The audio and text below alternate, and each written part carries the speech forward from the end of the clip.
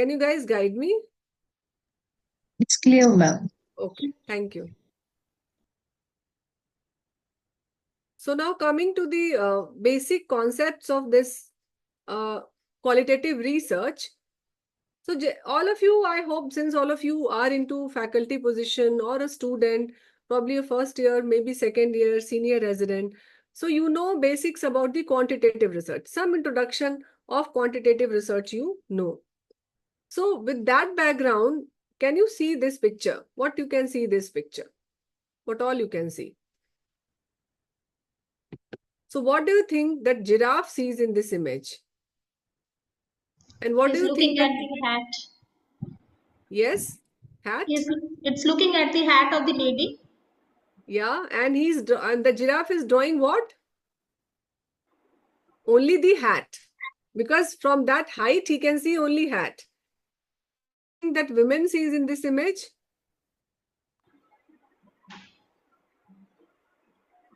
Yes, you can type in the chat box also.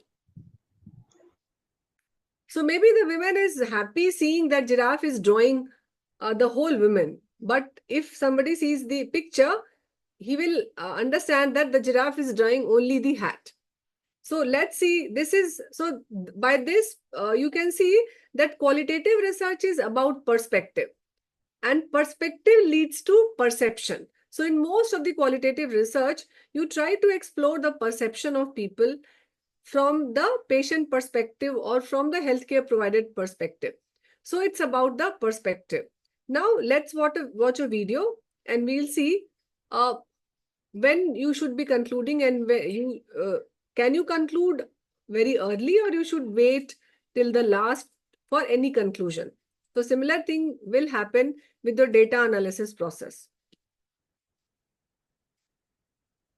Let me share the voice. Otherwise, I have shared the video.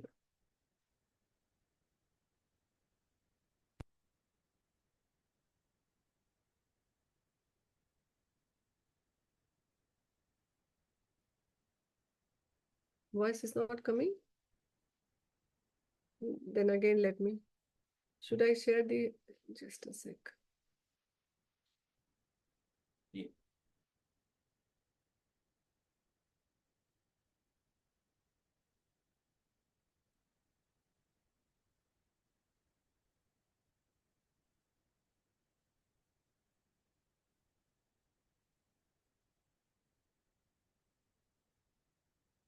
Is voice going now?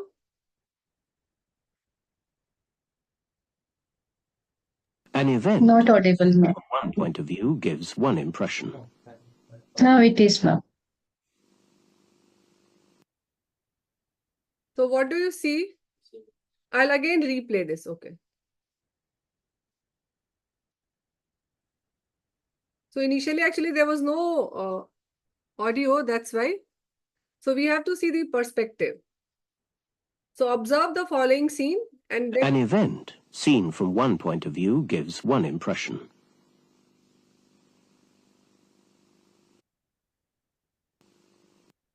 So what all you can see here in this small clip, and what sense do you made out of it? Yes, you can type in the chat box or you can unmute and we can discuss also. Because since it is a qualitative, we need to discuss in between. Unlike quantitative, because it's about perspective. So yes, Dr. Latika is writing, a man is running after seeing someone. Running for life. Okay, Dr. Anjali is writing. Anybody else? Dr. Ipshita, a man is being chased.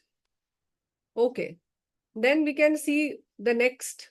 Dr. Prashant is writing, we see what we want to see and hear what we want to hear. We don't see what is exactly there. Yes. So you have concluded, Dr. Prashant. We'll see.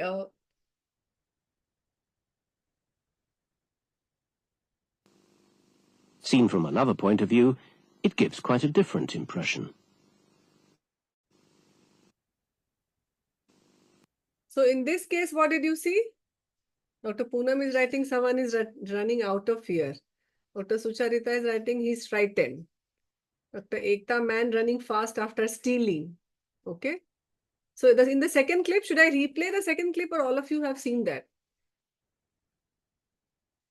Because I was talking also in between. So man is chasing and fighting, caught by police. Kindly replay. Yeah, I thought that, I was talking in between, so probably. So you can again see. Seen from another point of view, it gives quite a different impression.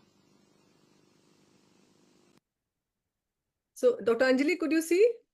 Dr. Abdul is writing, trying to catch someone, want to save him. Yeah, Dr. Prashant, know everything. Trying to catch, yes. But now continue with the rest of the... But it's only when you get the whole picture you can fully understand what's going on.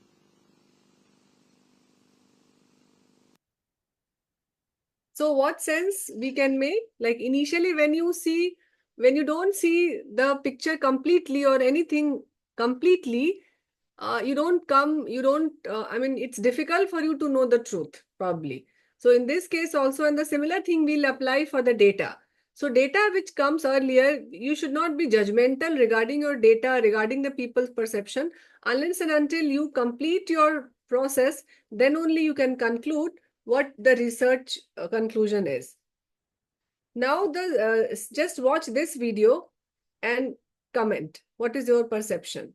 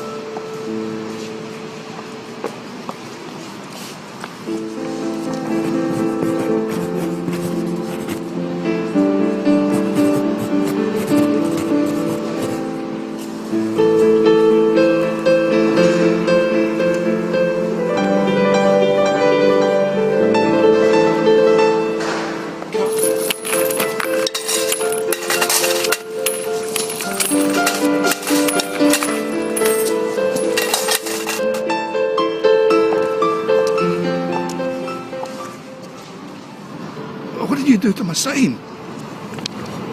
I wrote the same, but in different words. Thanks, love.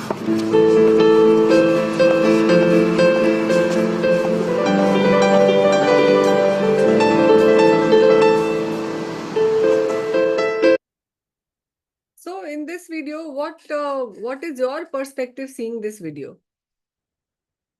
Yes, all of you may type in the chat box. You can discuss also. So words are, Dr. Prashant is writing, words are powerful. Yes, because they are the medium through which we can communicate with each other. That's the only way. Initially, probably. Then again, words carries the energy of your emotions and your gesture also. So that's why the selection of words has got a lot of impact. Yes. Anybody else? Words are powerful. And similarly, how can we take, like in case of qualitative research, how you can apply this perspective in qualitative research? A good draft is catchy, yes.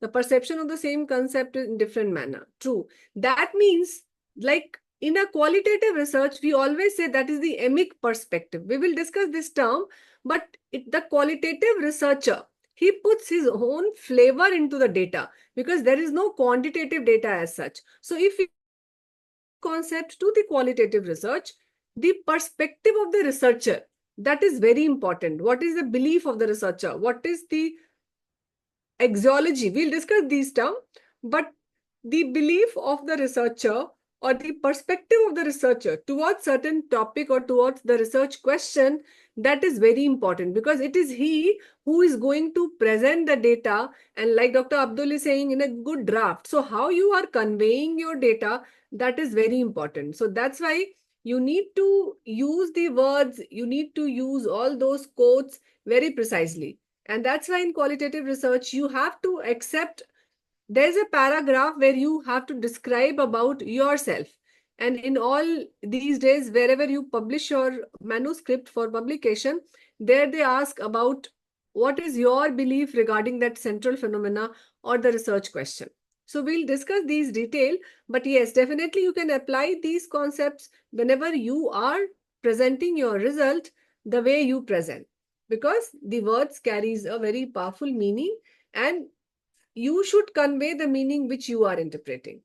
So when we see things from a different angle, generally everybody has got its own perspective, and it happens with all the time, like whether they are professional, non-professionals, literate, non-literate, they have got their own perspective about any phenomena. And now then, whom to say? Who has got the power to decide which version of reality is seen as a real one? Means if I see from my perspective, I will say that no, I am correct. If somebody else see, he will say he is correct. So it's the, generally we say that there are multiple reality. And in qualitative research, we say that there is no single reality, because truth is very difficult to measure. You cannot measure the truth, and then whose version of reality is real?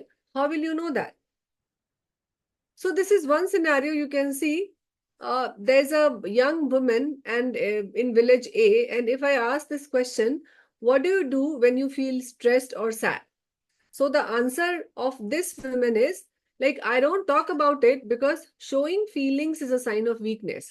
So that women has got this notion or perspective that if I say that if I say that, you know, I cannot, I'm sad, I'm feeling sad, people will think that I am weak. People will think that I am making excuses. So that's why, and you will see that these are very common sentences while discussing the mental health or mental illnesses.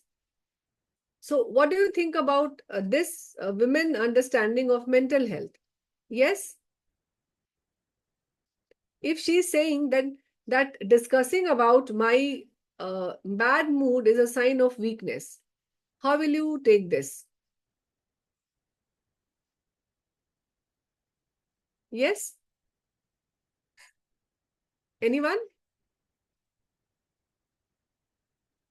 So probably, yes, Dr. Saurabh is writing high self-esteem.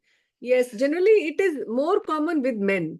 Because if you see men, generally they don't discuss their sadness with everyone. They try to behave in a guarded manner.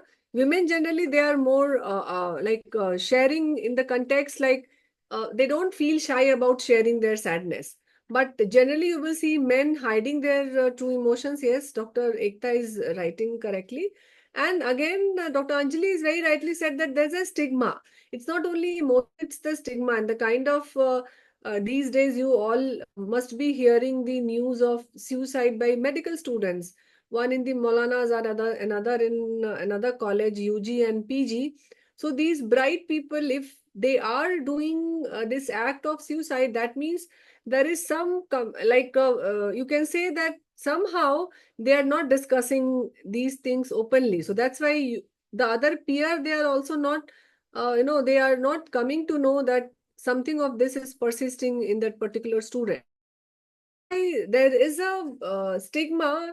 So that person has internally stigmatized this stigma. I mean, internal, this thing is there, that there is this internal stigma that if I discuss this, then people will make fun of me. And similarly, there's another side. If you ask another, there's another woman who is saying this answer, like, if I talk to my friend or my family, I feel better. And sometimes I try to relax by taking a walk. So this female, you can say that she is open for her problems and she is sharing her problems with someone.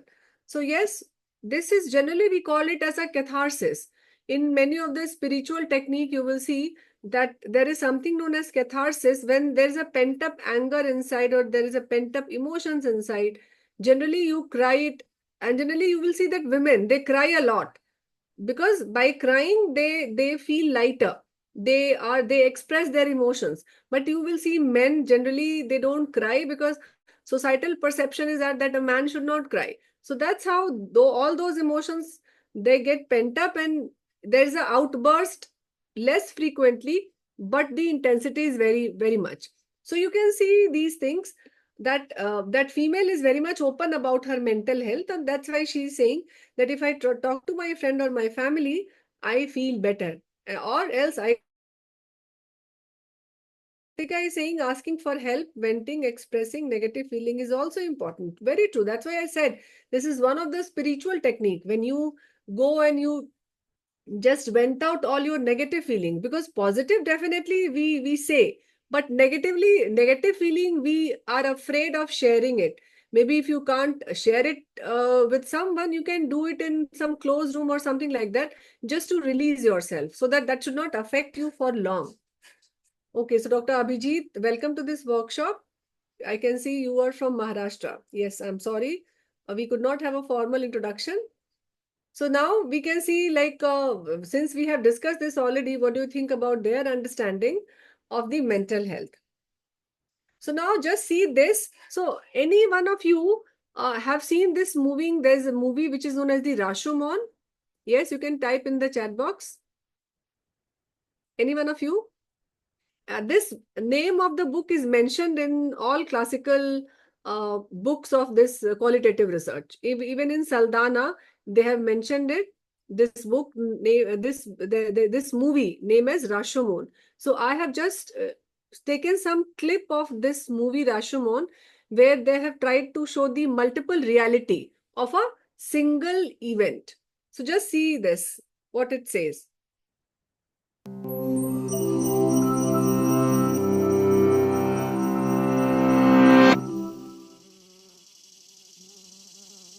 A samurai is found dead in a quiet bamboo grove. One by one, the crime's only known witnesses recount their version of the events that transpired. But as they each tell their tale, it becomes clear that every testimony is plausible, yet different, and each witness implicates themselves. This is the premise of In a Grove, a short story published in the early 1920s by Japanese author Ryunosuke Akutagawa, though many know this tale of warring perspectives by a different name, Rashomon. In 1950, Japanese filmmaker Akira Kurosawa adapted 2 of Akutagawa's stories into one film.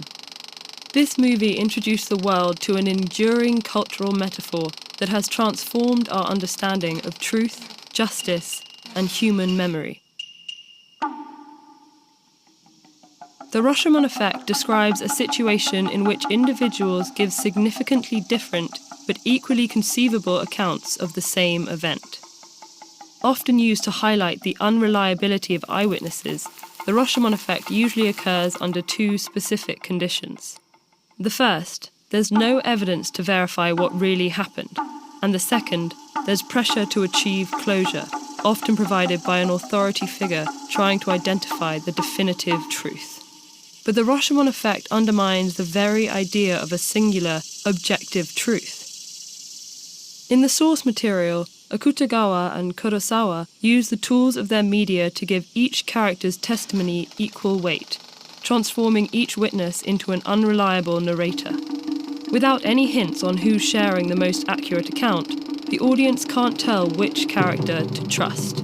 Instead, each testimony takes on a truthful quality, and the audience is left doubting their convictions as they guess who ended the samurai's life. Some might find this frustrating, because the plot subverts expectations of how mysteries usually end. But by refusing to provide a clear answer, these 2 artists capture the messiness and complexity of truth and human memory.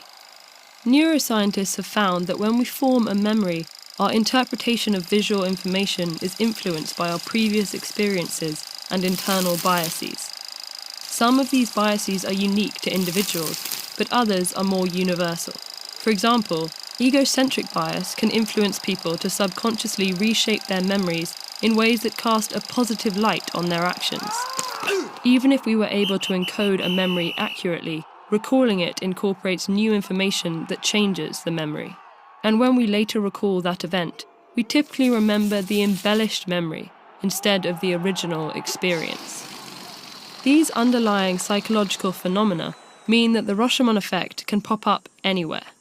In biology, scientists starting from the same dataset and applying the same analytical methods frequently publish different results.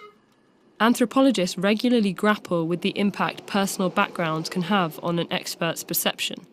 In one famous case, two anthropologists visited the Mexican village of Tepoztlan. The first researcher described life in the town as happy and contented, while the second recorded residents as paranoid and disgruntled.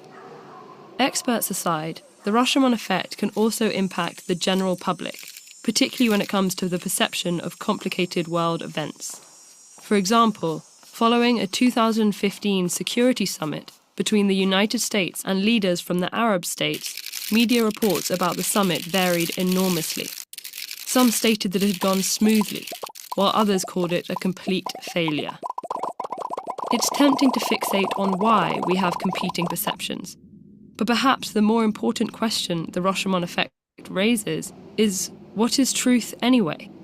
Are there situations when an objective truth doesn't exist? What can different versions of the same event tell us about the time, place, and people involved? And how can we make group decisions if we're all working with different information, backgrounds, and biases? Like most questions, these don't have a definitive answer. But the enduring importance of Akutagawa's story suggests there may be value in embracing the ambiguity.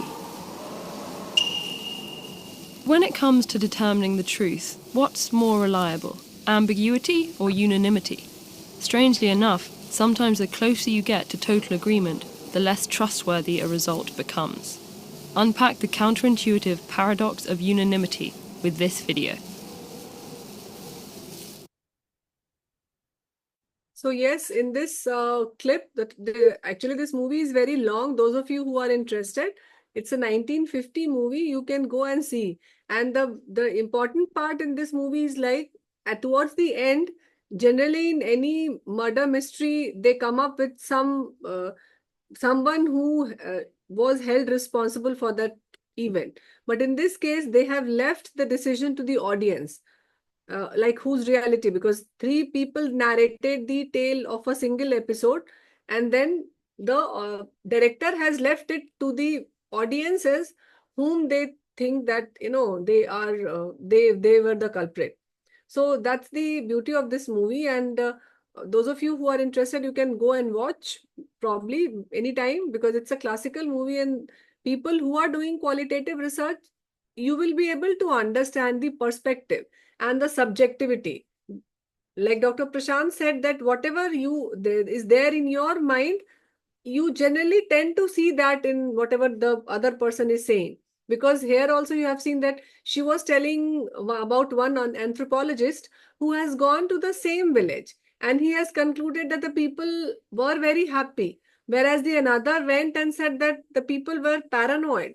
So you can see, and then you can say like whose version of reality is real, because you have to admit that whatever the person is thinking, researcher's perspective also. So that's qualitative research. The data collection and the drafting of the result, that is done by the researcher. So the researcher perspective and acknowledging the researcher biases, that is a very important thing, which many of us, like, it's very difficult for us to acknowledge our biases because we are not that much aware regarding ourselves.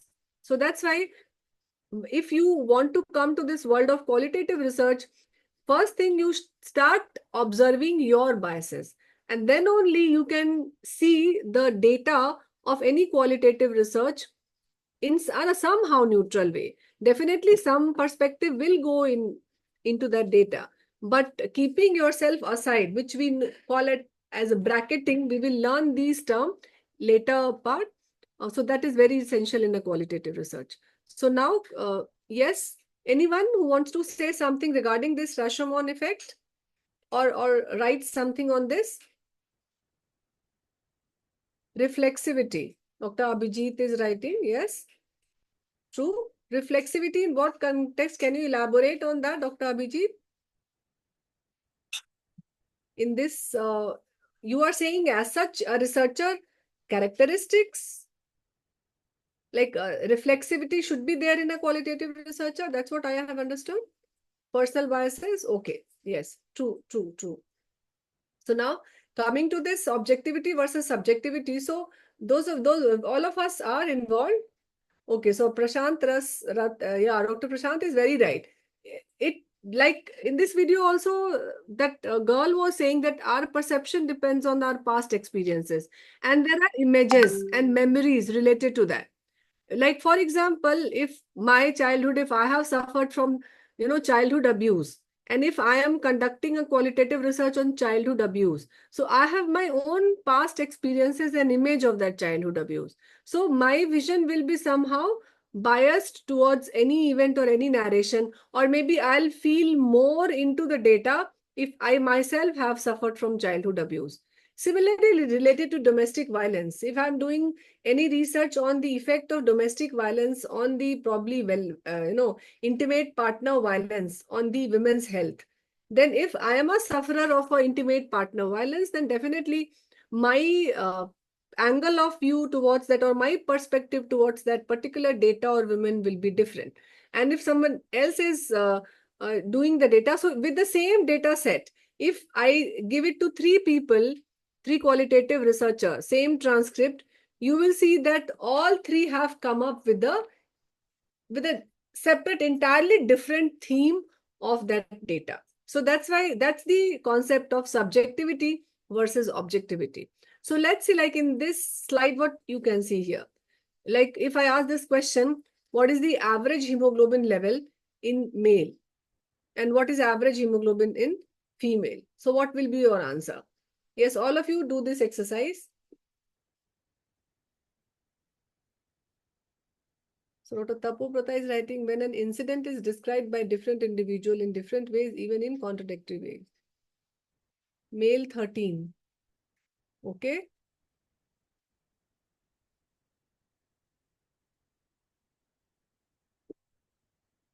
And what about women? You can see like they're not same in male and yeah, true. Male 13 and female 9. Yes, Dr. Saurabh, Dr. Mukherjee. Right. Female 9. I just want to see another responses. So 2, 3, 4 people, same answer. Male 13 and female 9. Female 9, Dr. Tapu Prata has also written. So 4 people are writing. Priyanka has written 13 and 9. Male average more than female. Good. So all of you agree that it is 13 and 9 and male is more than female. So answer to this question will be same for everyone. You can see here, all of you have answered the same thing. So do you agree that answer to this question will be same? Yes, we can see it's same. Now, if I'm asking this question, why females have a poor diversity in spite of availability? Will answer be same for everyone? Yes. If I ask this question, why female have poor diversity in spite of availability? So maybe if you take this as a research question, it might be similar, it might not be similar, but we cannot be very sure. There can be different, you can see like perspective, maybe there various states, or you might not find, like Dr. Dhanna is writing, it might be almost similar, but it is not same. Might be similar or dissimilar, true. So it will not be same for everyone. Yes, there can be people, but again, yes, Anjali is writing, they prioritize their own family over their food and self-care, true. So that is one theory which generally the women have, maybe. And maybe you can find at many places, women are also biased towards their taste. They don't want something like they can cook for themselves. So what we have observed lately, that they have a very strong taste, that I don't like this, or I do like this. So generally they work for all those things spicy and which are very, you can say like related to something, some strong taste. But many times you will find that even if there is availability, it's not regarding that regarding like understanding the importance. Because if they cook for if they can cook for others, why can't they have for themselves? So somehow maybe they don't realize the importance of the healthy diet, or maybe there can be a number of reasons or theoretical perspective we need to explore. That answer will not be same to everyone. So this is the difference between the subjectivity and objectivity. In case of a quantitative research, the results will be very objective. If you give the data set to any of the statistician or epidemiologist, the mean, median, mode, and the result, ANOVA, paired t-test, logistic regression, everything will be same, because it's the software which is analyzing the thing. But in case of a qualitative research, it is a researcher who is analyzing, and you cannot get it done. Like, software is not something like you give the transcript and it will automatically give you the output. No. If someone of you is thinking that QDM minor on any software will give you the result like you get in SPSS or JAMO, going to be the same. It is a intensive process, and you have to immerse those software are only to keep your data organized in an organized manner. And if there is a huge number of transcript, then definitely you need. Otherwise, without transcript also, if there are only without software also, if you have got only 2 or 3 transcript to analyze, you can do it manually also. But in case of the quantitative, yes, there's a lot of objectivity. So now what can you see in this picture? Yes. What is the first impression which you get seeing this in picture?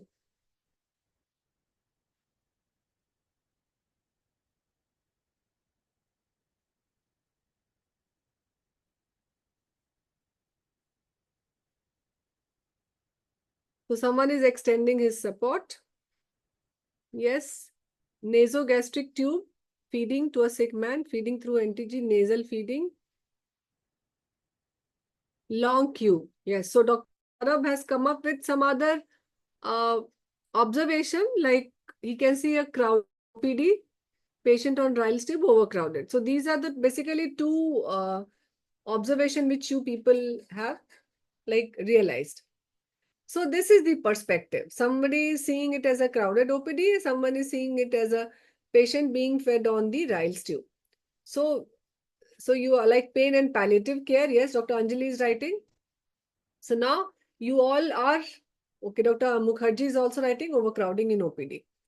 So this is the qualitative research. And now we'll begin some of the basic concepts of these qualitative research. So in qualitative research, we move from real to abstract. Like all the example which you have seen, why we call it as abstract? Because that is there in the psychological domain of the people, and you have to extract it, you have to understand the perspective, explore it. So that's why it is a little abstract in nature.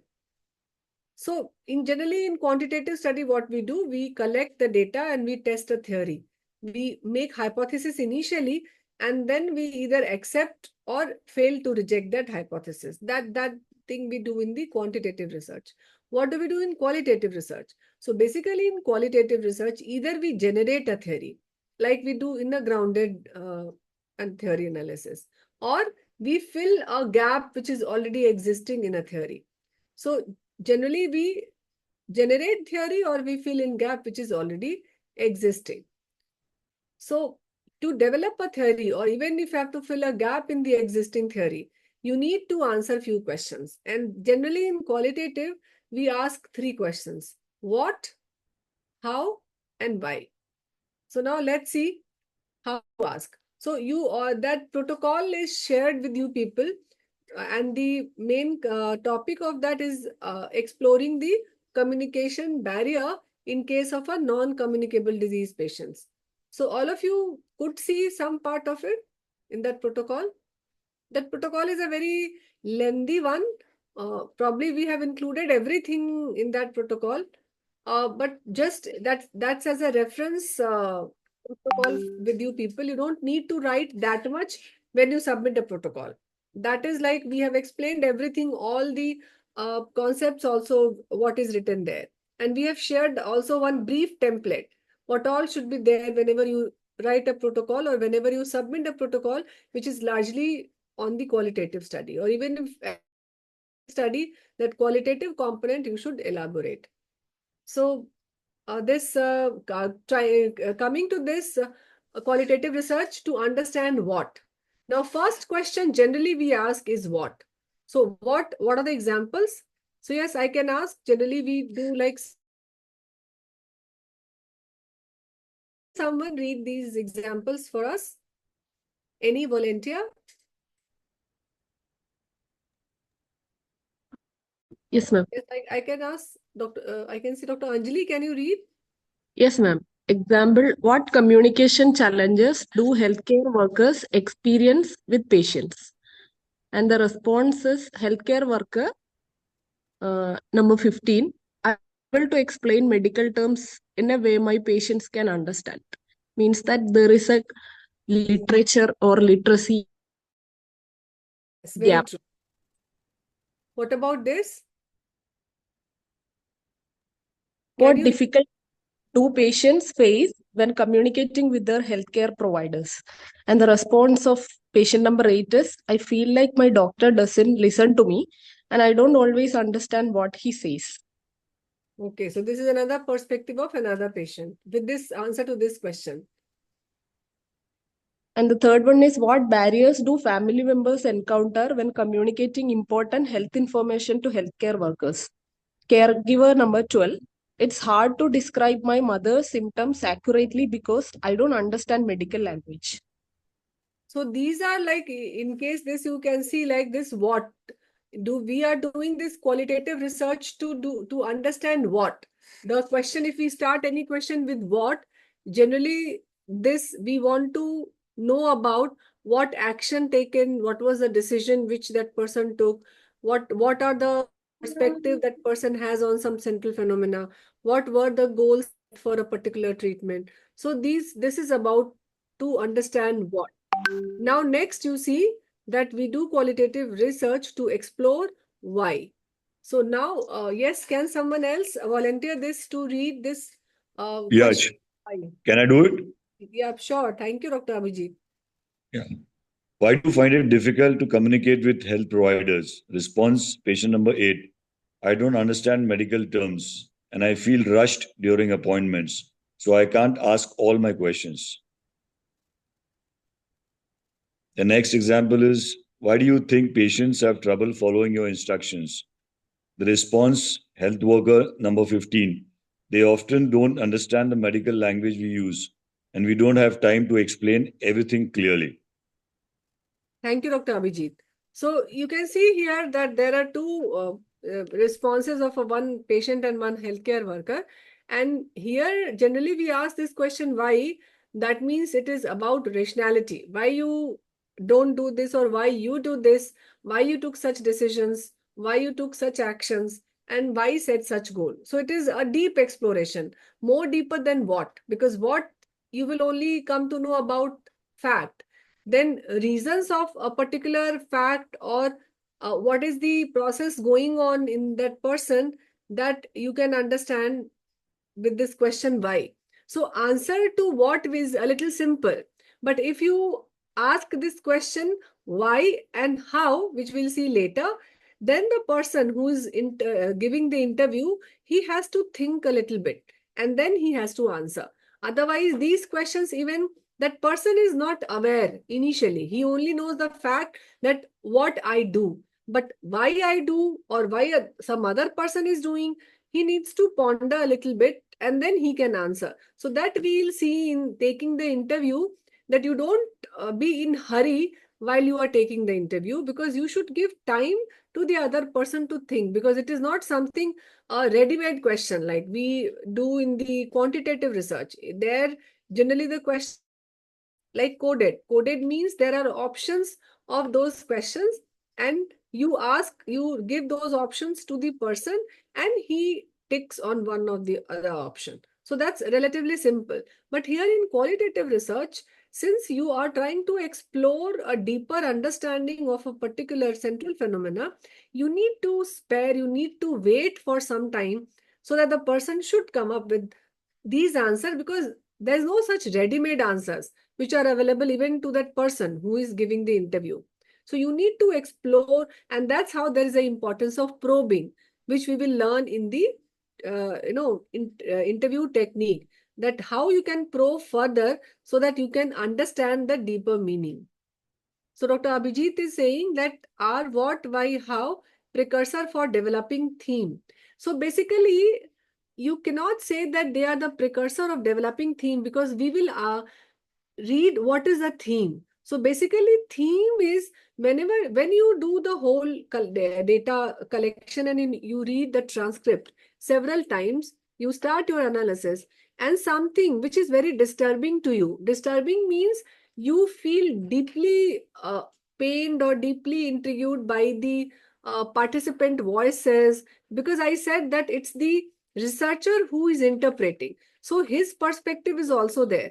So theme is something, we will discuss about the theme, that something which is disturbing for the researcher, which is very catchy, and researcher is like, you cannot say deeply touched by those particular sentences. You pick those sentences and then you make those sentences as one of your theme or categories. When we'll do the coding and when we'll merge those codes to make a category, so out of those category, the prominent one which you think that this should be the theme of overall research, that you make as a theme. So they are basically these why, how, and the what. They are making your data rich enough so that you can interpret those things. Theme you can generate. You don't like, if we have given an example of water later in the part, maybe in the second session in the grounded theory. So maybe I would like to wait here, and then when I'll give that example of water, when we dig water from a ground, what happens, then we'll understand more regarding this why and what. So do we start with the problem statement for qualitative research? Yes, definitely. That we call it as a central phenomena. We'll see in the third session when we'll develop how to develop a protocol. That is the central phenomena of a research. Here, generally, we don't write in the form of a research question like we do in the quantitative.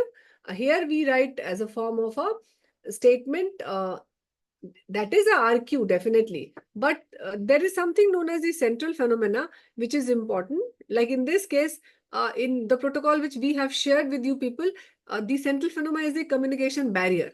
That is our central phenomena. And then we have framed RQ or the research problem related to that. So he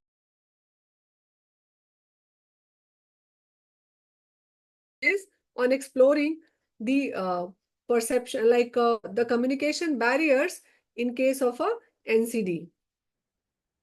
Now coming to the third question, which is the how. Yes, can someone read this? Any volunteer?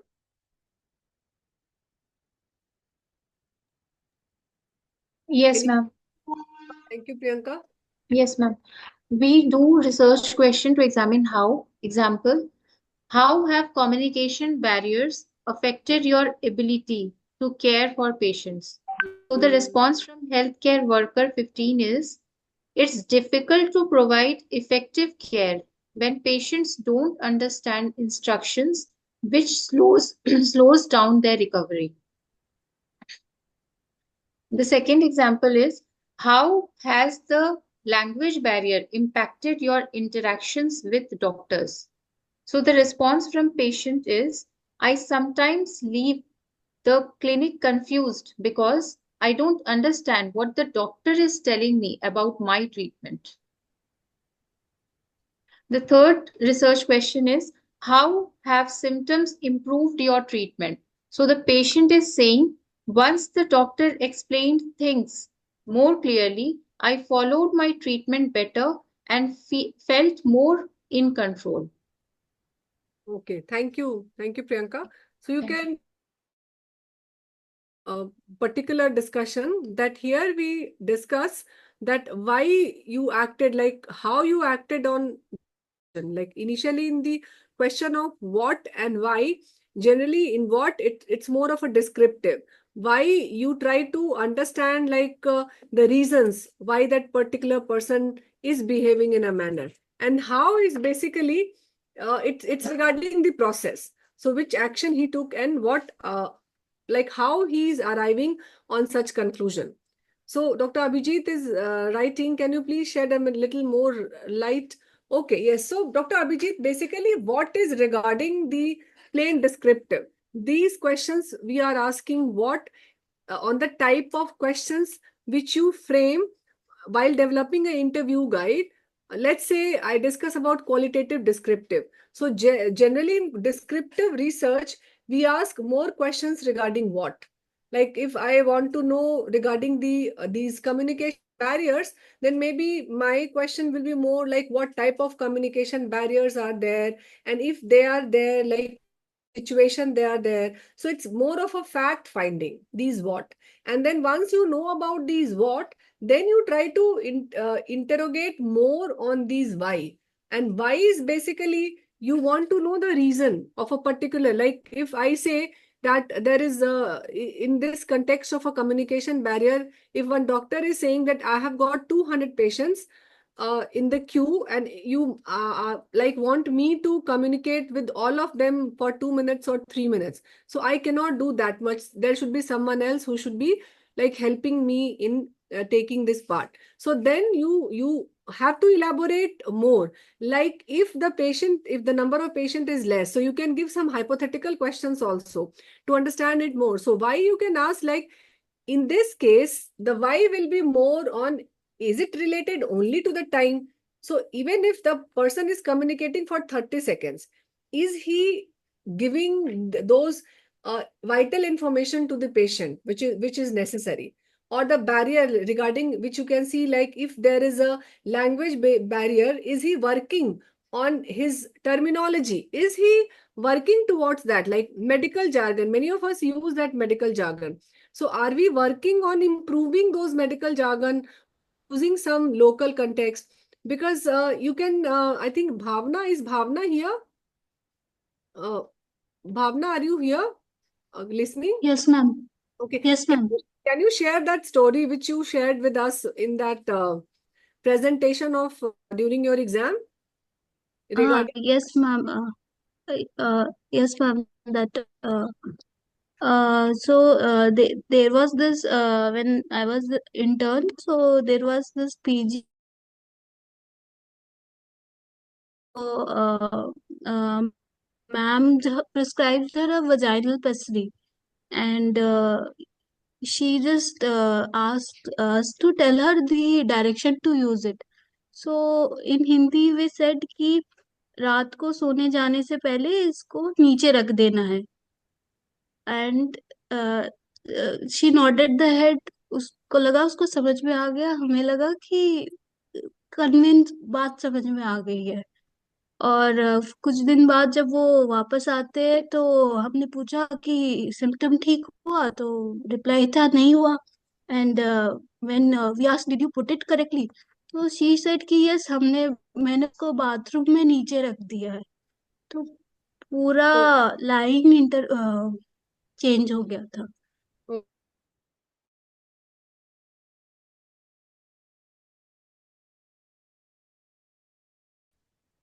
Am I audible? Okay. So that those words were not comprehended by the patient correctly. So you can see that if a doctor is saying, even the doctor is not knowing that it is not only the time. Because, many times what we do, we only hear this from our seniors, that there is no time, the patient, there's a big queue, and we cannot see patients, and why we will talk to. Once I was talking to a doctor, like, do you think that you should communicate to patients? Then he said, no. If you communicate clearly, they think that, we don't know anything. Only the opposite, that a doctor, if you talk less, the patient will think that, you are a big doctor and you don't have time. And if you talk more, then they will think that there is, like, you are very vela. Are you understanding? They think that if you talk less, that means you are very big, you are very busy, and you have got this workshop, you have to go to US, you have to go here and there, and there are multiple clinics, there are patients waiting in another clinic. So their perception is, if you talk less, the patient thinks that you are very busy, and then you are considered as a very good doctor. If you talk more, that means you don't know anything, and you are not writing medicine, and you are only talking. Are you understanding? So it's, if you talk to people, there are, like Dr. Prashant has said in the beginning, that we go by our images. So even if when you talk to interns, when you talk to first year PG, these sentences are the borrowed sentences from their seniors. They are listening these sentences that OPD is very busy, we don't have time, we have to go to the ward, we have to go to the OT, and we can't talk. But these sentences are the borrowed sentences based on some foundation. They have been listening these sentences so many times that they themselves don't know that is it, because the story which the Bhavna has shared, and I hope many of you have experienced this during your event, because just because of some communication, choosing the wrong word, not correctly explaining, and mind it, we are saying that you have can't explain, but ultimately if you see the larger this thing, if you explain well, the patient will understand and he will go in a happy mode. Okay, so that's why these why makes a person think why he's saying such thing. So it is regarding a deep exploration, and that have think, like if I ask you, say that I cannot understand medical, or it is difficult for me to understand the language which the patient can understand, then you can ask, why do you think so? And then he will say, like you can interview further, and that such by such processes you are forcing that person to think, and that is the real change. Even by thinking, so if the person is thinking from deep, he might realize that what he was thinking, actually it was not his words. So that's how there is a why question. Now how is basically focused on processes. Whenever we ask this question how, then it is mostly on processes. Means if I ask this question, like how have this communication barriers affected, so yes, I can say that if there is a selection of words, if I'm correctly selecting my words, then definitely the patient will not understand. So I need to work on it, so that how, again, the person will come up with answer where the solution is again hidden in that particular answer only. So these what is basically for simply exploring the belief, the descriptive nature. And like about the descriptive and analytical, I hope all of you know that there is a descriptive epidemiology and there is an analytical epidemiology. So this, what generally is the descriptive in nature, and when you ask this why and how, it is more analytical and it is more interpretive. So while analyzing this, how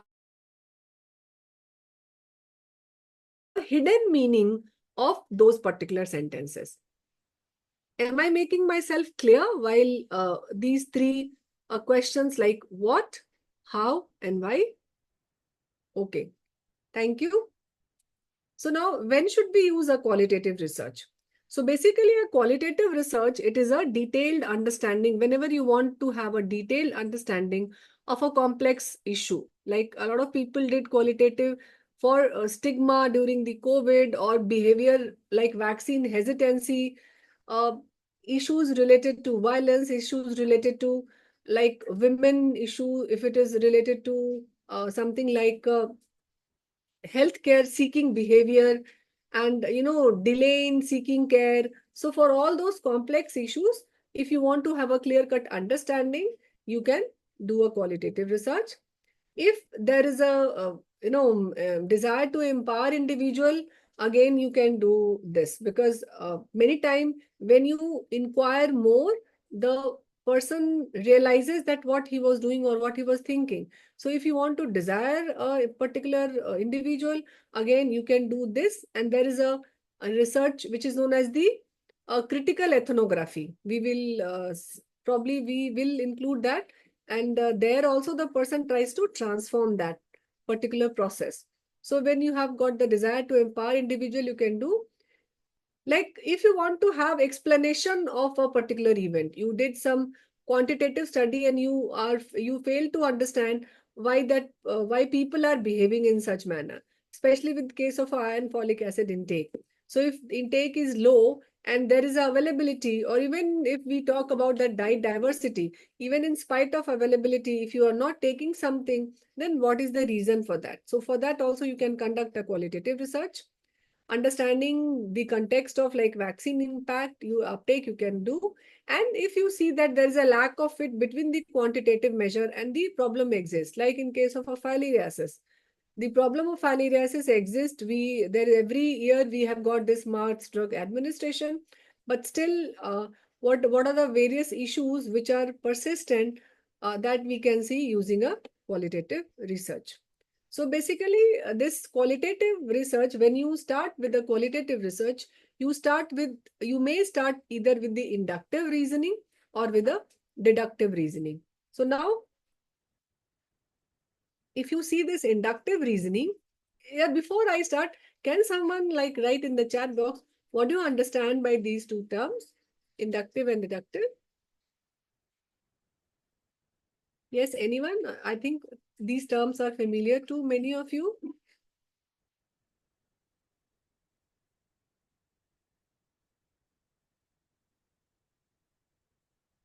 Are you guys here? सब लोग हैं? Query? No.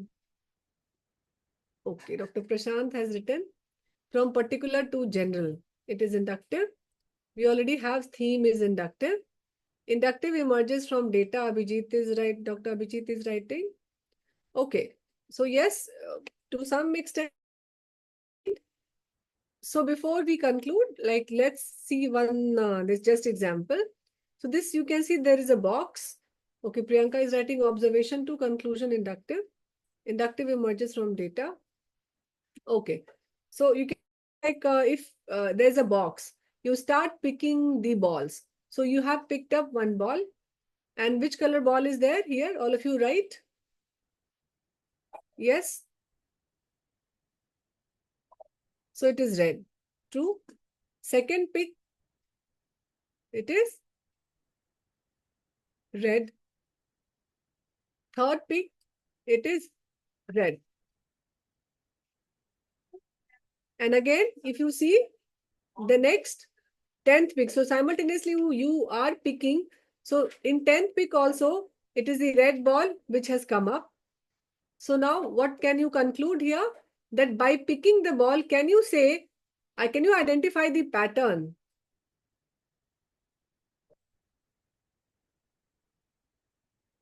You can say that this box A contains the red color ball. Can you write this or not? Yes. So we can say it is of same color. It contains only red color box. Okay. Now, if I say that there's box B and the ball in box B has come from box A. So can you say that the color of balls in box B will be red? We can say that? Yes. So now,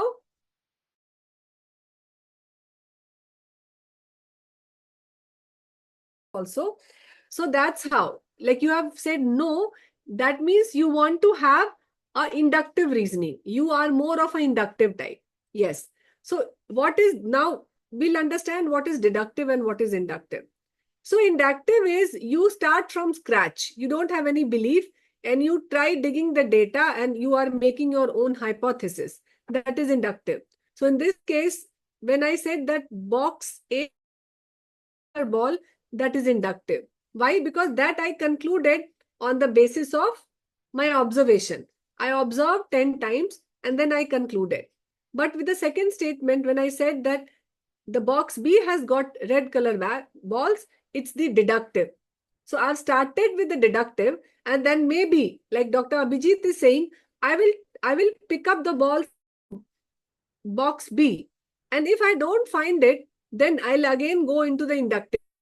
Okay. So now let's apply this concept to the qualitative research. So if you already have got some framework, so many of the qualitative research, there are many theoretical framework which are laid down. So you start with already, or maybe with the literature review, you have got some prior themes and codes, and you make those codes and theme, and then try to fit your data into those codes and categories. Then it is a which type of qualitative reasoning? It is a deductive. Why deductive? Because you already have a framework, you already have a qualitative, like codes and categories. But if you want to start from scratch, you don't want to get influenced by already codes and codes and the categories, then you start making new codes and new categories. That is known as the inductive. Am I making myself clear that these two examples, what is inductive and what is deductive? It is only the reasoning of start. It might change. Deductive also, if you start making code, deductive also changes to inductive, because you start with something and then you find that no, my codes and categories are not fitting into this. Then you come with some other codes and categories. So you have started with deductive, but later on you might change it to inductive also.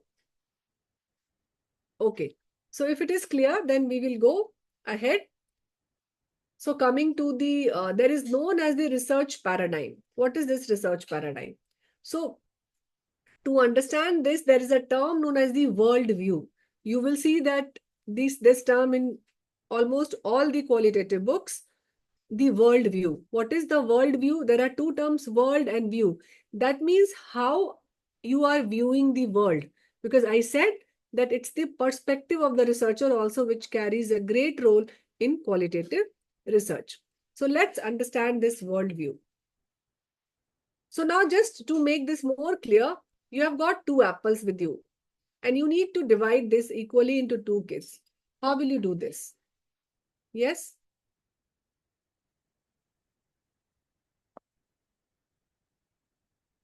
What are the various ways? So, okay, Pallavi is writing to explain it again. So, explain the inductive and deductive, Pallavi. Yes, ma'am. Okay. So, see, one is the inductive. Inductive means you start, I'm explaining it once more, but when we go to the grounded theory and the other type, then we will do it more. But inductive is when you take the data and you start analyzing the data, you don't have a prior framework. Framework means you don't have a prior codes and categories or theme.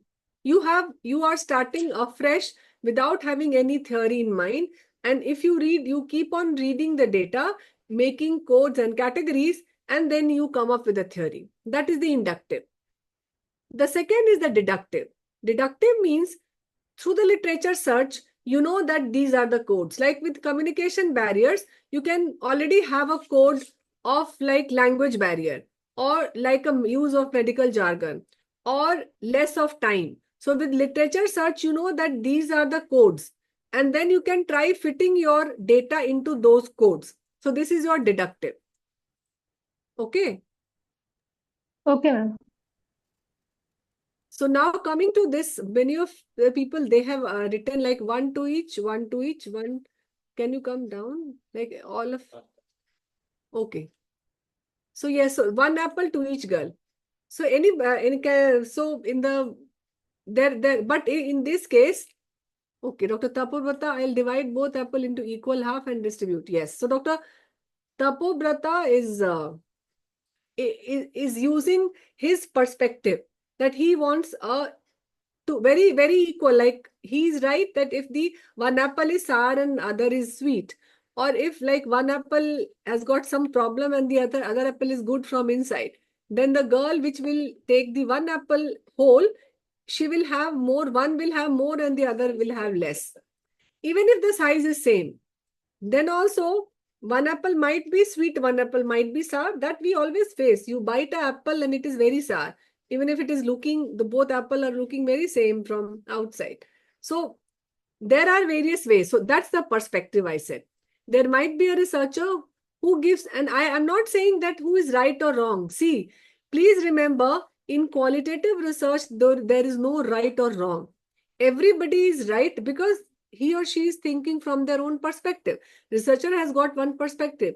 That's why you said with this sentence, there are two researchers. One is Tapobrata and the other is probably other people. So the approach of both these researchers are different. The similar thing will happen if they are analyzing transcript, because their way of seeing, their eyes of seeing at a particular this thing will be different at a particular transcript. So that's why you can do like there can be one way when you can give one apple to each, and there can be another way, like Dr. Tapurbata said, that give half to both, like one half to both the girl. Like this is known as the perspective. So our worldview is a combination of four perspectives. First term is known as the axiology. We'll understand what is this axiology. The second is known as the ontology. Third is known as the epistemology. And based on that, you decide about your research methodology. So we'll see these things one by one. So now coming to the axiology. What is the axiology of a researcher? Now see this video, and then you have to tell me, while watching the video, you have to tell me the differences in the idea, belief, or perception of the hero, who is Akshay Kumar. Okay, voice is breaking. And the other actors. Is my voice okay for all of you, or like, should I do some change? As Dr. Saurabh is writing. Okay, Dr. Tapabata is saying, okay, thank you. So just watch this video and you have to tell me the perception of the hero and the other people in this clip. So I'm playing this.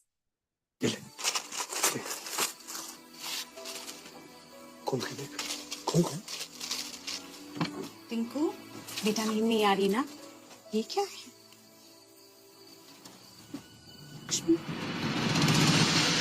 शर्म लाज है कि नहीं? गायत्री इधर आ! देख तेरा पति क्या कर रहा है? पूरा पागल हो गया! सुनो, सब सुनो, देखो ये क्या कर रहा है यहाँ पे? नहीं, चिल्ला नहीं। अरे, ये इतना घटिया आदमी है, लेके जाओ यहाँ से। लक्ष्मी, क्या कर रहा हो? मेरी बात तो सुनो। क्या कर रहा है? अरे मैं कोई गलत काम नहीं कर रहा। आप ऐसी नजर आए ना तो मुझे बड़ा कौन नहीं होगा? लेके जाओ यहाँ से। माँ, ये क्या हो रहा है? तेरी ये बहनें अब इस मोहल्ले में नहीं रह सकती। क्यों? आते जाते लड़के उन्हें वो तेरा वाला तोहफा दे देंगे। अब वो बड़ी के पास रहेंगी। तुम्हारी वजह से इनकी जिंदगी बर्बाद नहीं कर सकती मैं। लेकिन माँ, मैं लेकिन कुछ नहीं। मेरी नई नवेली बहू भी शर्म के मारे जा रही है मायके। गायत्री, तुम क्या कर रही हो? मुझे आपको मेरे पति कहते हुए शर्म आ रही है। कौन हो आप? दिन ब दिन आपका एक नया घिनौना रूप दिखाई दे रहा है। औरत के पैरों के बीच में क्यों फंसी है आपकी जान? आप काम पे नहीं जाते, अखाड़े पे नहीं जाते। ये क्या बीमारी पाली है आपने? तुम कहीं नहीं जा रही। मैं क्या करूं फिर? सारी दुनिया मुझे ऐसे देख रही है जैसे मैंने भ्रष्ट किया आपकी बुद्धि को। तुम्हें नहीं पता मैं क्या कर रहा हूँ। मुझे नहीं पता आप क्या कर रहे हो। किसी को नहीं पता आप क्या कर रहे हो, क्यों कर रहे हो। एक छोटी सी लड़की जो आज बड़ी हुई है, उसको अपनी कारीगरी आधी रात को दे रहे हो। कैसे कोई समझेगा? टिंकू की आदत इस उम्र से ही स्वस्थ रहेगी तो अच्छा ही होगा ना। आपने मेरी शर्म दुगनी कर दिया। मैं बीमारी से मरूं या ना मरूं, मैं शर्म के मारे आत्महत्या जरूर करूंगी। So yes, what is the belief of the actor? First, let's discuss about the actor. What is the belief? We have discussed like axiology is the belief and the ethics. What the person writes is the correct. Yes, so Dr. Paramita is writing Padman, menstrual hygiene, true. But I'm just asking the belief of the actor. So those of you who have watched this movie, or maybe even if you have not watched it, just by this clip, so Dr. Abhijit is writing, he's sure about his action, yes. And he thinks that it is ethical. Because when her wife is saying that why have you gone in such midnight to give those sanitary napkins to that teen girl, Then he said that if she is like getting prevented from all those infection, she'll be healthy in future. So he is sure about his action. Yes, you are right. And yes, actor is addressing a public health issue. But if you have seen this movie, this actor belief was unshakable. Unshakable means he had got a strong belief, yes, he can solve this problem, because he has seen his wife suffering from those problems. And that's why there's a strong belief that what idea I'm having, that is very ethical. And that was unshakable belief. That's why he could reach to that top, like devising that particular machine for making sanitary napkins. Yes. So intent is what unshakable belief. If you know from within, like a research question on a topic, you want to explore, that is ethical, and it's your, maybe probably you are into exploring those particular research question, then you will not get affected by what other people are saying. That's how you can think that yes, Latika is writing the prevention is better than cure, intent is more important, and Tapobrata's approach should be acceptable. But you are saying na acceptable. In qualitative research, again, I said that whose reality is real, you cannot say this. Now, what was the perspective of other people? Let's take the example of his mother, Akshay Kumar's mother. Yes? What she said.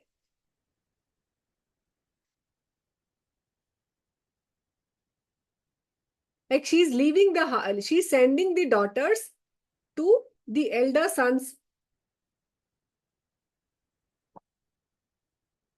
Yes, unacceptable to her. Why? Because she is taking it as a social stigma that the son has behaved in this manner, which is not acceptable to the society. So now the teenage boys will do the eve teasing to those two girls or the two daughters.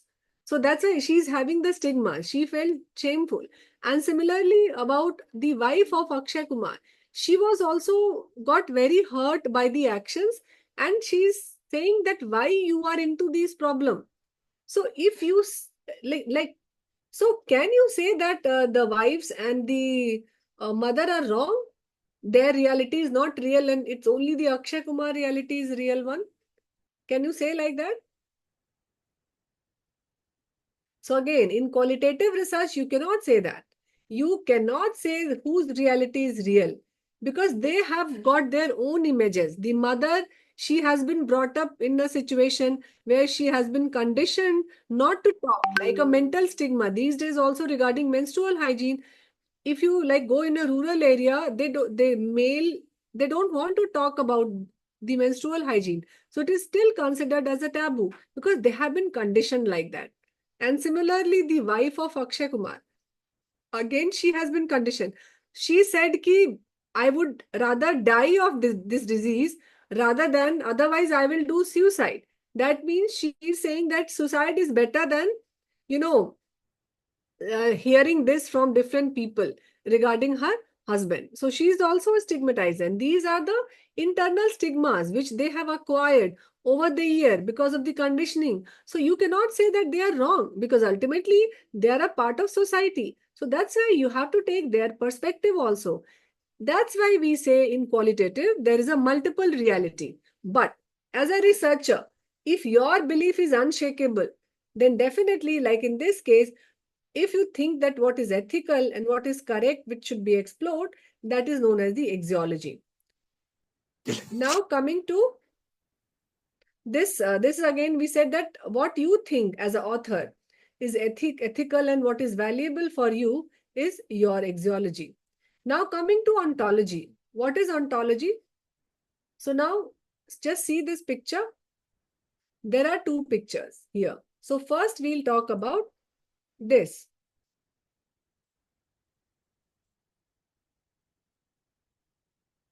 So first let's talk about this picture towards the left side.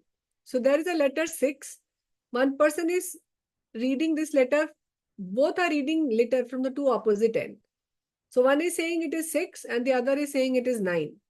So can you say that whose reality is real and whose reality is not real? No, both are right. So the reality depends on the way we observe something, even if we are at the same level of experience. So you are at the same level, both are at the same level of experience, but they are seeing the thing from a different angle. So that's why you cannot say that whose reality is real. You should say that yes, both are right. Similarly, you can see this picture towards the right side. And here what you can say, there are different level of experience. One is mother and the other is son.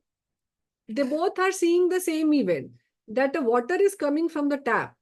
But what the son is saying, that how this tap has got so much of water, which is so small.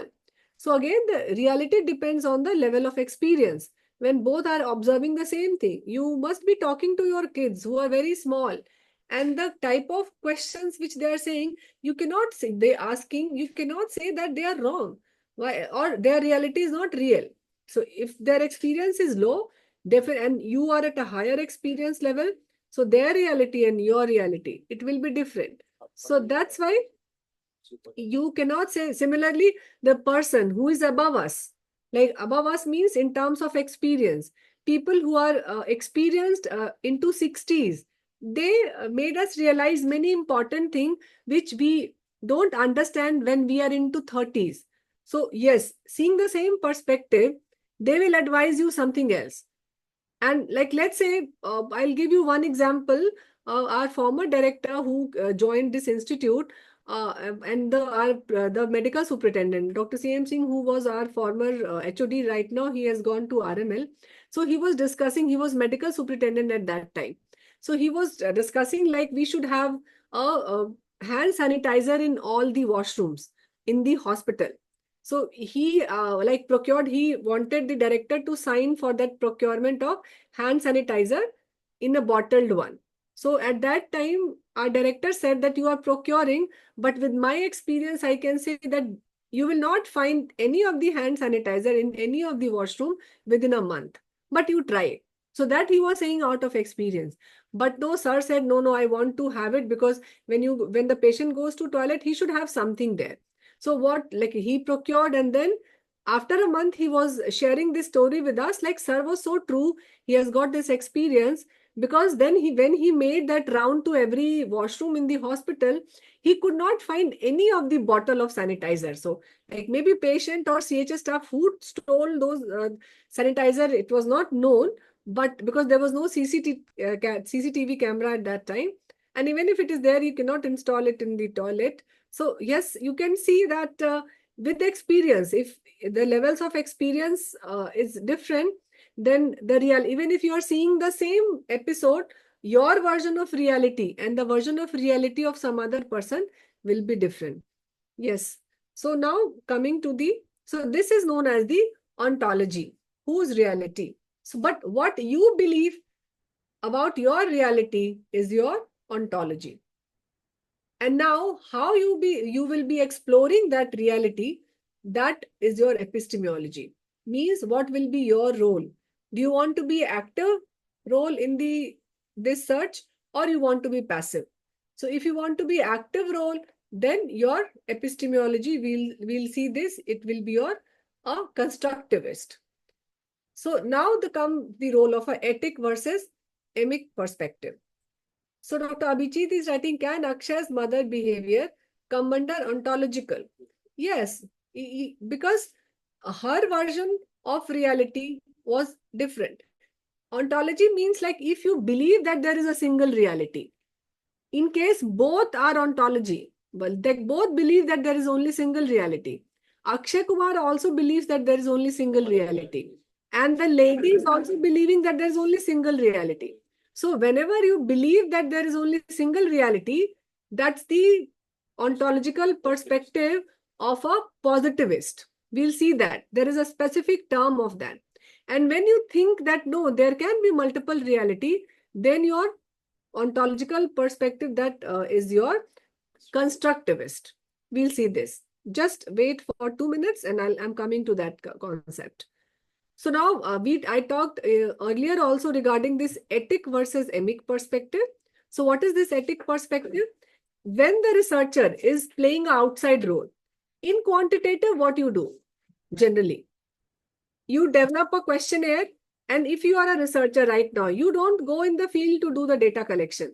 Generally, the data collection team is there, and these days there are tablets and there are a lot of apps which you can give it to the patient and they can self administer the questionnaire. So that is, the researcher has got an outsider perspective and he's going very objectively. He's just entering the data in the Excel sheet and analyzing the data as an outsider. He's not putting any of his interpretation. What the computer is saying, he is interpreting that. Whatever the person has filled up the data, he is interpreting that. That is known as the ethic perspective. So remember from T. So if it is a quantitative, it is an ethic perspective. If it is a qualitative, that is known as the emic perspective. So whenever the researcher is putting his perspective into data analysis, being immersed in the data and applying her biases, using and keeping aside her or his biases, and then analyzing the data, that is known as the emic perspective.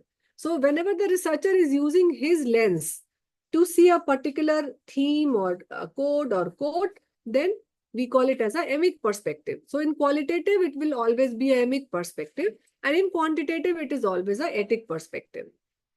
And the methodology, depending on the axiology, ontology, and epistemological perspective, what methodology you are going to adopt, that depends on these three perspectives. So now let's see about these things make the research paradigm. So in your proposal, you should always write your research paradigm. So if your ontology, so what is ontology? That there is only single reality. So in this case, your epistemology will be that reality can be measured and there are tools to do it. Theoretical perspective, your theoretical perspective will be your positivism. And the methodology, which you, because you know that there is only single reality. So if you believe that there is only single reality, then your approach will be a quantitative research approach. And like you will go with the survey questions and records, and then you can do. Now, coming to the, and this overall research, then what will be the research paradigm? Then the research paradigm will be of a positivist, or which is also known as post-positivist. There are two terms which you will see in literature. Many books, they have called it as a positivist. In Creswell, it says it as post-positivist also. Now, coming to the another term, if the researcher believes that there is a multiple reality, it is not only single reality, rather there is a multiple reality, and it is created by the individual who are there in the group, and reality needs to be interpreted. That means the researcher and the participant, they co-create the reality. Then it is known as the epistemological instance, and the theoretical perspective is known as the interpretivism. And to explore such type of theoretical perspective, you need qualitative research approaches.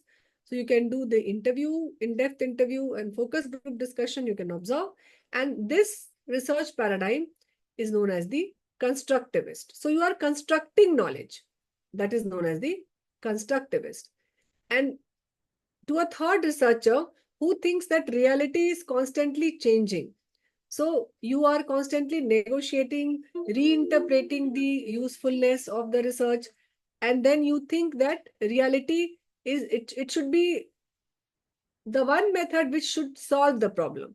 If your belief is that with the method which solves the problem is the best method, then your theoretical perspective is known as the pragmatism, and the methodology which you apply is the mixed method, and you take the mixed sources. You do both qualitative and quantitative, and the paradigm is known as the pragmatist paradigm. So there are three research paradigm: positivist, which I have discussed this one, the first one. This is the positivist. This is the constructivist. So positivist will only go for quantitative data research. A constructivist will go with the qualitative, and a pragmatist will go with both type of researches, like what we call it as a mixed method. Have you understood up till this point?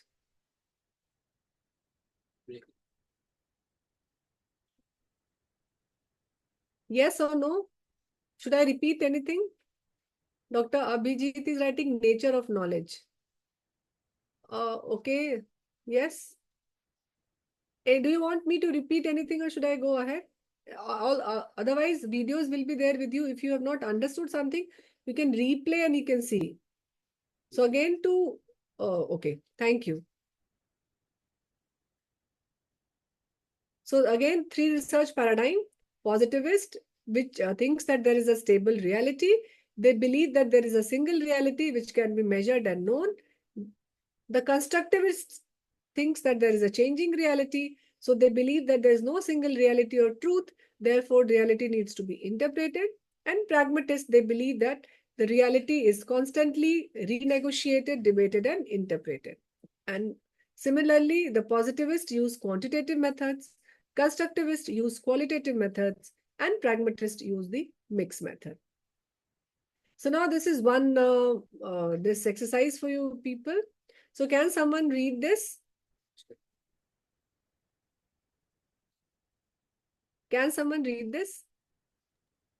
Yes, ma'am. Yes, okay. Thank you. Okay, Mrs. Prakash, who had moved recently to a new locality after the retirement of her husband, she was worried about her husband, Mr. Prakash, who developed Parkinson's disease 5 years ago. She was worried about his increasingly poor mobility. She was on point of tears as she hinted at how difficult it is becoming for her to take care of him. He was diagnosed as depression, and it was recognized that his tendency to dribble and increased risk of falls had badly affected his motivation and self-esteem. This in turn had led to social withdrawal. Thank you, Dr. Latika. So now all of you try to get some, what is, if this is the, you need to know about this from someone and you are trying to get some research question from this statement. So all of you write, what research question would you like to have? Reading this or seeing this, what Dr. Latika has just read. Means what is your, you can say like what attracts you. So Dr. Abhijit is writing importance of social support. Okay. You want to explore as she feels alone. Okay. This is your, like your RQ or research question. New environment. New location. So that you are probably suggesting. Dr. Prashant is writing self-care. Okay. Yes. Someone else? Any other research question? Dr. Latika, what is the impact of Parkinson's on your and husband life?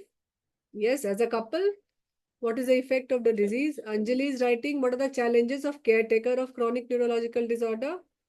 Pratiksha is writing caregiver support. Priyanka is writing social security and rehabilitation.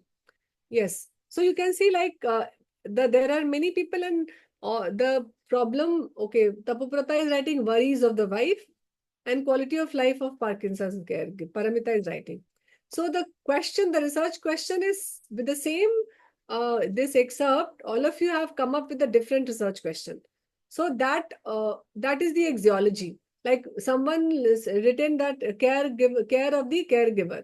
Like then maybe I've just highlighted that she was on the point of tears as she hinted at how difficult it is becoming for her to take care of him.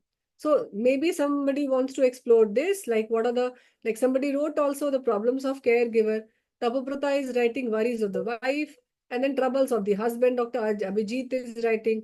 So the research problem you can write, like all of you have said, that caregiver or quality of life of patients suffering from multiple problem. Somebody wants to to know the burden of problem in this age group and to measure the activity of daily living and the other measurement problem.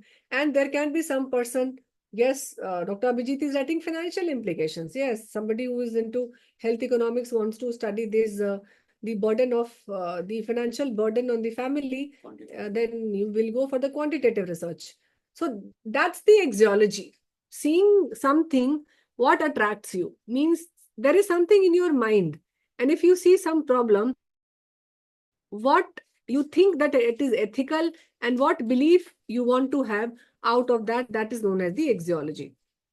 So, and if you think that you want to have a multiple, axiology is something like care of caregiver or quality of life, then again, how it can be explored. So you can have a quantitative tool as in quantitative, or you can go for a qualitative researcher also. So by this example, I just wanted to show that seeing the same problem, it's the researcher axiology, ontology, and epistemology which will decide a particular type of research paradigm. And we can classify a research paradigm into a positivist, a constructivist, or a pragmatist. So should we take a 5 minutes break? What do you guys say? Like, then we'll have the second session. Okay, so right now it is 4:02 by my my watch, and I think we'll again, we are here only, but you people can take break. We'll again restart the session at 4:10. But come by 4:10. Why? Because otherwise our institute generally gets closed by 5:15 or 5:30. So we cannot stretch beyond 5:30. And this session, the second session, is also a little conceptual session, and it's I want you to come by 4:10. Okay. Ma'am, I didn't understand about epistemology.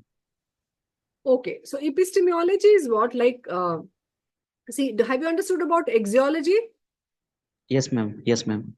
So basically, epistemology is how the truth or the belief which you think that can be explored. So measured means if your actually epistemology is related to ontology. If you think that there are multiple realities, then your epistemology cannot be of a positivist. Are you getting my point? Epistemology says that how you can explore the reality. So if you think that there is single reality, then you will say that this reality, you can measure it and there are tools to do it.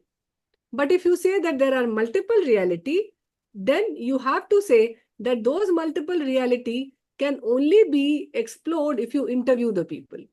And then the epistemology will be your this qualitative research, or you can say that your epistemology will be like it needs to be measured by underlying meaning, understanding the meaning of the people and the observing the behavior of the people.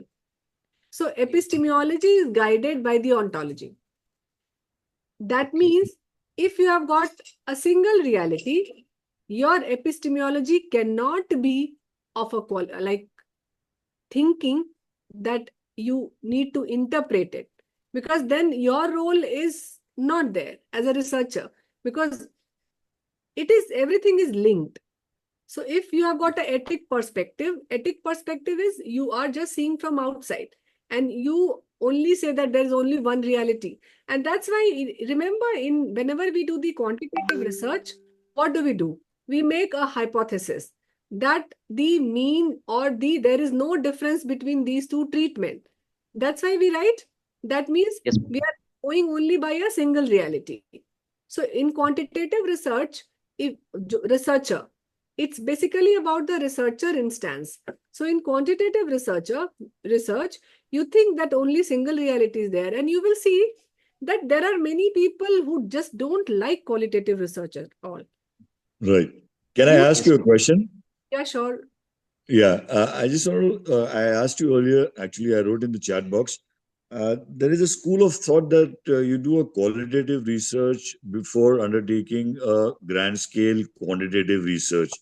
Personally, I have done that quite a few times to get the, it's like a dipstick approach to understand how it's there, what's the sense coming out in the field, which has really enabled me to undertake large-scale quantitative studies.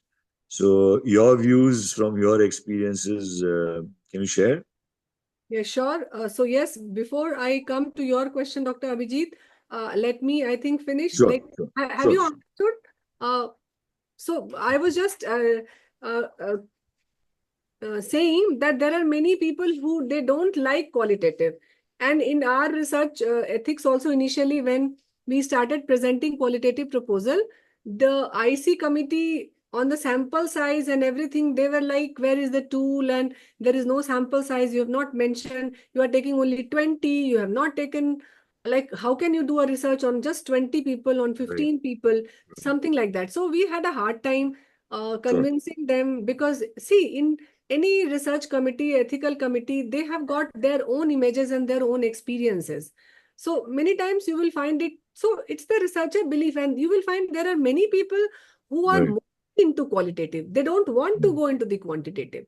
So because since you people are just have initial, yeah, please, Dr. Abhijit. Yeah, can I add to what you're saying actually? You know, from my experiences in our Indian context, I have actually experienced this, that we are more of quantitative mindset, whereas the overseas people for whom I've worked, especially the UN organizations, they add a lot of value to qualitative research actually. So there's a stark difference in the thought processes between the two sets of people.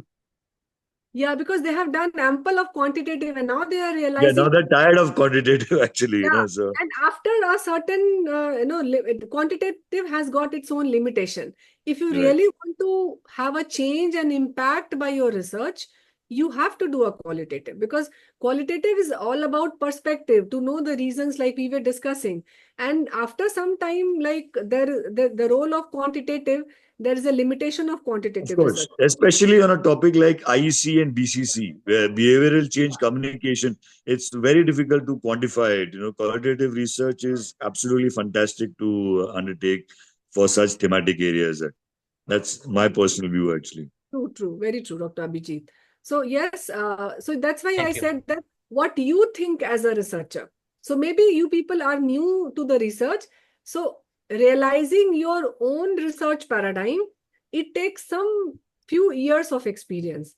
Probably like Dr. Abhijit was saying, like he had a research experience overseas and then in India.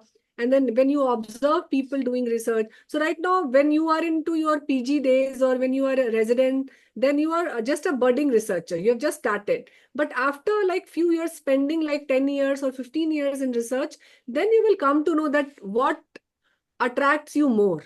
Either maybe either you can say like what attracts you, or now maybe you got bored with something, so then you have come to this new. I don't know how you have to define, but like you can say like these days maybe after so many of quantitative research, we have also started going more into the qualitative. So because it's very interesting to know perspective of people which you have not thought of.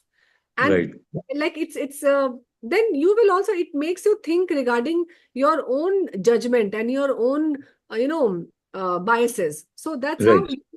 for people who are very Yeah, social and want another interesting thought process I would like to share is, in our Indian context, they probably come a step closer to accepting qualitative research.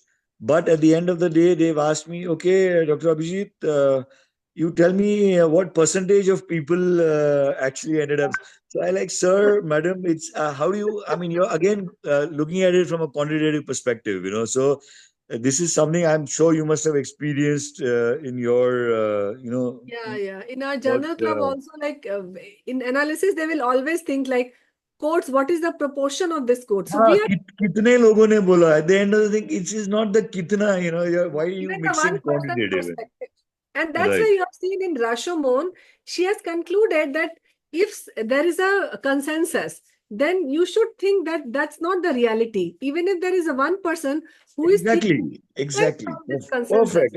I have given them the same answer. Even if one person has a different opinion, that has to be taken into cognizance actually in qualitative research. Very true. Very true. And you can like take that one person's narrative as a separate case study, Yes. like as Yes. a narrative research, who is Correct. different from the rest of the person. So it's up to you. There's a lot of flexibility in qualitative. And like Dr. Sorry to Abhijit, keep you from your cup of tea, actually. It's already 4:10 and that's I'm sure okay. everybody must have returned. No. So yeah, our experience is also like it's difficult to convince because qualitative is not the cup of tea for everyone. No. Like maybe initially you do it as a PG because your guide has said to do this. Because Right. I see a few residents and few first year and second year PG. But yeah, once you spend a few years in research, probably then you will come to know The regarding your importance, the significance of qualitative research. I totally definitely. agree. Yeah. Because everybody is stuck on hooked on to meta-analysis. They want multi-centric and meta-analysis. So that's what they prefer. Yeah. True. So I think if people have come, Thank you, ma'am. Thank you. have you understood, Dr. Jalinder? Yes, ma'am. Yes, thank you. Thank you. Okay.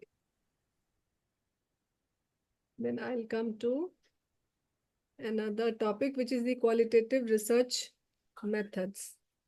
So has everybody joined? Let me close this.